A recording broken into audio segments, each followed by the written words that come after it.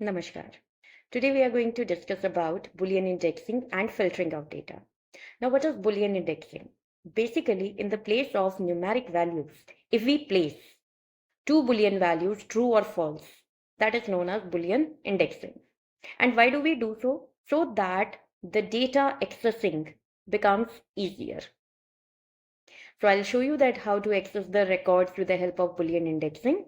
Then we have in the continuation the next topic, filtering of data. Now filtering of data means accessing the records from the complete series on the basis of some conditions. So to put up the conditions, we can have the relational operators, we can have the between operator, then we can have contains function. Now contains function is basically used for the strings. So if I have strings in my series, I can use contains to filter out the records. Then we have the logical operators and or not. Now, while using the logical operators and or not, we need to take care that we can only use the symbols as I have shown onto this template. Okay, for and we have the ampersand sign. For or we have the bitwise or operator. Then for not we have bitwise not operator. And why do we use logical operators? So that we can join two or more conditions together to filter out the records. So let's move to the practical implementation. Let's start with the Boolean indexing. So first import pandas and numpy. NumPy we are importing so that if anywhere we need to utilize the functionality, we can do so. Now s1 is equal to pandas dot series. सबसे पहले एक series बना लेते हैं. Okay. So I'm taking 5 elements into that. This way. And now define the Boolean indexes. Now we know that Boolean values are true or false. So we'll assign the indexes as true and false.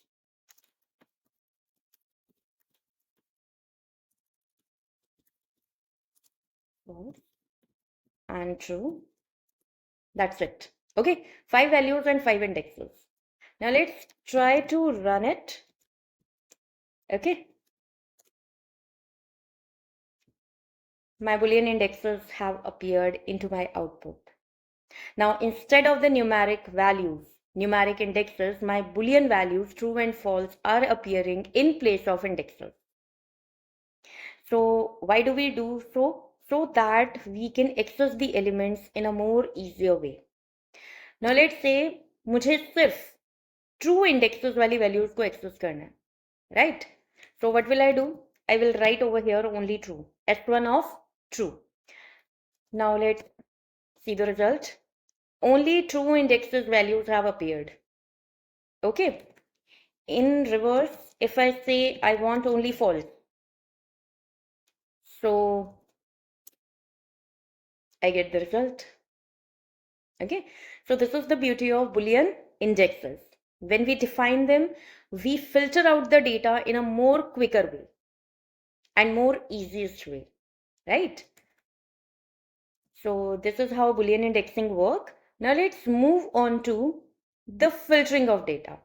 Now filtering of data we can do with the help of relational operators, with the help of Boolean operators, and with the help of some more features, right?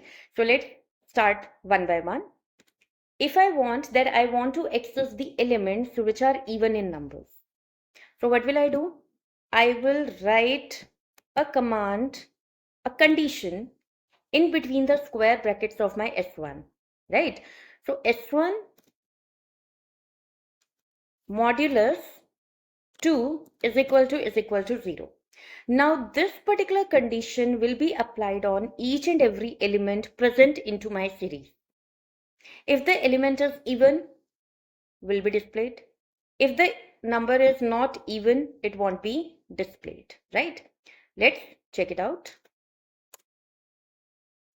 My result, 10, 20 and 30.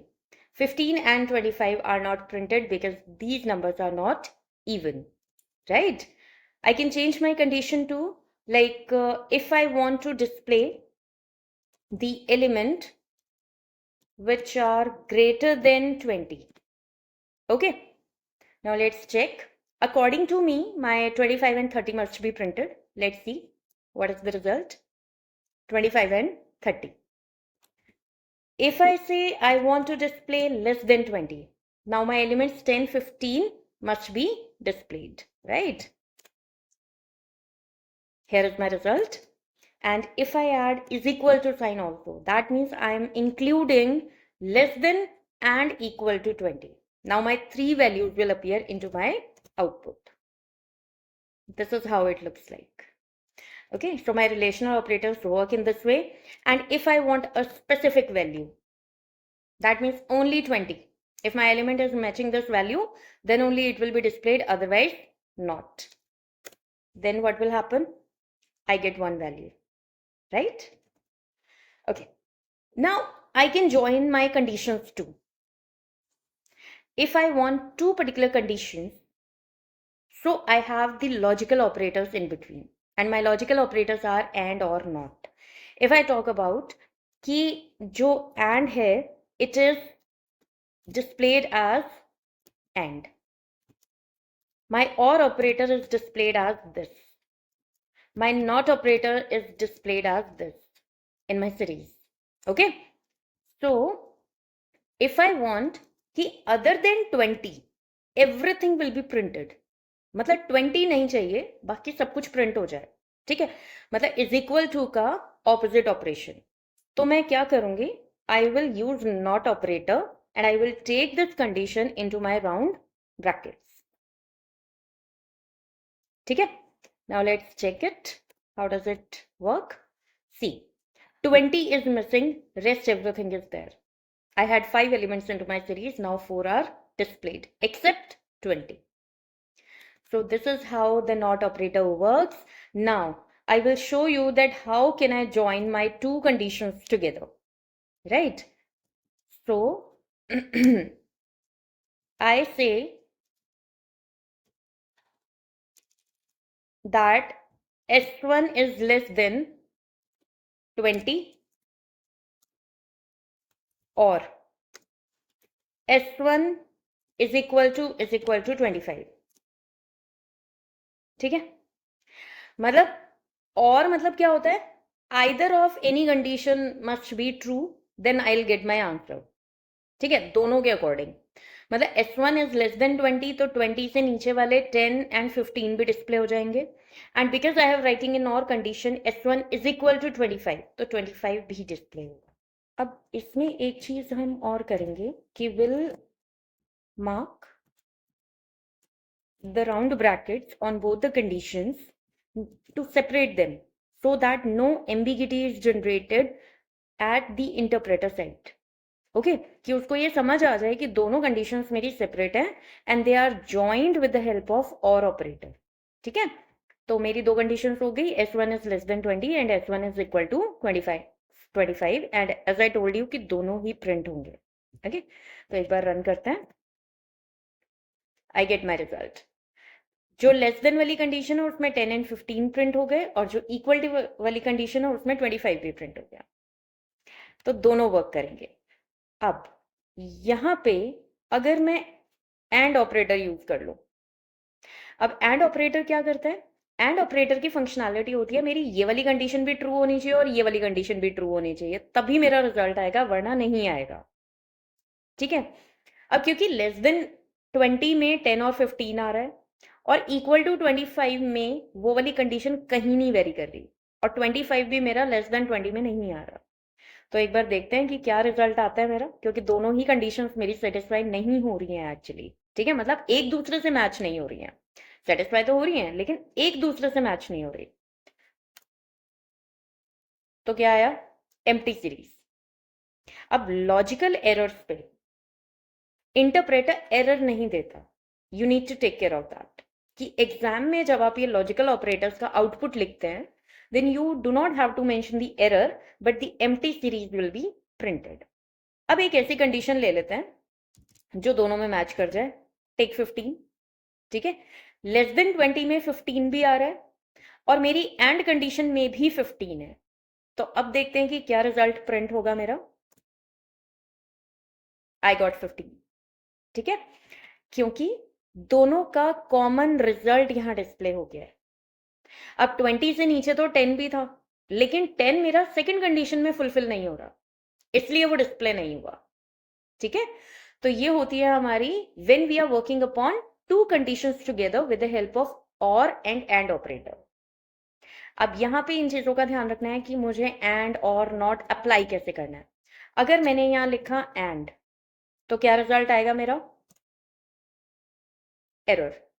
ठीक है, कि there is an ambiguity, तो मेरे ये वाले operators यहाँ apply नहीं होंगे, मेरे ये वाले ऑपरेटर्स यहाँ पे अप्लाई होंगे। ऑलराइट, अब इसके बाद we have between operator also. ठीक है, तो एक वो भी अप्लाई करके देख लेते हैं कि how does it work. s1 dot between, now I want two ranges, my starting point, ending point, और दोनों के बीच में जितनी भी वैल्यूज हैं वो सारी डिस्प्ले हो जाए। So we have the between operator. तो लेट्स से मुझे 15 एंड 25 के बीच की जो वैल्यूज हैं वो मुझे डिस्प्ले करनी है। ओके, तो मैंने लिखा है s1 डॉट बिटवीन 15, 20। अच्छा, एक चीज का बहुत ध्यान रखना है कि जो भी आप कंडीशन लिखोगे वो आपकी स्क्वायर ब्रैकेट के अंदर आएगी और s1 बाहर होगा, मतलब s1 ऑफ कंडीशन। ओके, अब बिटवीन में मेरा 15 जो स्टार्टिंग पॉइंट है वो भी इंक्लूडेड है, और जो लास्ट पॉइंट है 25 वो भी इंक्लूडेड है। बिटवीन का मतलब ये नहीं उन दोनों के बीच का ओनली, वो दोनों नहीं होंगे, नहीं, वो दोनों वैल्यूज में मेरी इंक्लूड होंगी। Okay, so this is how between works. तो ये हो गया मेरा filtering on to the numeric value, कि मैंने अप्लाई कर दिया एंड और नॉट, फिर हमने बुलियन इंडेक्सिंग भी कर लिया, देन हमने बिटवीन भी कर लिया। ओके, अब हम करते हैं filtering on the string value. ठीक है, तो एक बार स्ट्रिंग वैल्यू ले भी लेते हैं। मैंने फ्रूट नेम्स ले लिए यहाँ पे।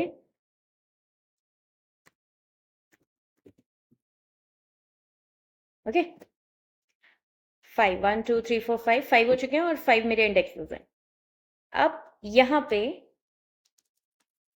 पहले तो एक बार हम सिंपल सीरीज को डिस्प्ले कर लेते हैं। This is my series having a D type object. Okay, अब कंडीशन लगाते हैं कि मेरे जो स्ट्रिंग वैल्यूज हैं उनमें अगर कोई एक पर्टिकुलर कैरेक्टर कंटेन है, मतलब एग्जिस्ट करता है, तो वो डिस्प्ले हो जाएगा, वरना नहीं होगा। उसके लिए वी हैव कंटेन। ठीक है, तो उसको हम लिखेंगे कैसे? s1 dot str, str is the functionality of string, this we all know. Okay, then contain a। Okay, let me just remove this, क्योंकि अभी हम इसको यूज नहीं करेंगे, करेंगे अप्लाई करेंगे, बट अभी मैंने इसको हटा दिया है। अब अगर मेरी सीरीज में ए अल्फाबेट कंटेन करता है, मतलब हर एलिमेंट मेरा चेक होगा, और उसके अंदर अगर ए अल्फाबेट आता है तो वो डिस्प्ले हो जाएगा, वरना नहीं होगा। राइट, तो एक बार आउटपुट देखते हैं। सारे डिस्प्ले हो गए, सिर्फ एक चेरी के अंदर नहीं है ए, तो चेरी डिस्प्ले नहीं हुआ। ओके, अब अगर मैं इसको निगेट कर दूं अभी हमने नॉट ऑपरेटर पढ़ा था। ठीक है, तो अगर मैंने इसको नॉट कर दिया तो क्या होगा कि जिसमें ए नहीं है वो डिस्प्ले हो जाएगा। That's it. राइट, तो कंटेन्स मेरा वर्क करता है एग्जिस्टेंस को चेक करने के लिए, कि अगर वो है इट विल डिस्प्ले, अदरवाइज नहीं। ओके, अब यहाँ पे जैसे मैंने ये चेक किया आपका, एक कंडीशन चेक करी है जैसे हमने, इसमें हम क्या करते हैं, एक और कंडीशन को ज्वाइन कर देते हैं। ठीक है, s1 dot str dot contain, अब कोई एक ऐसा फ्रूट नेम लेते हैं जिसमें दोनों चीजें आती हैं, है ना? तो हम लेते हैं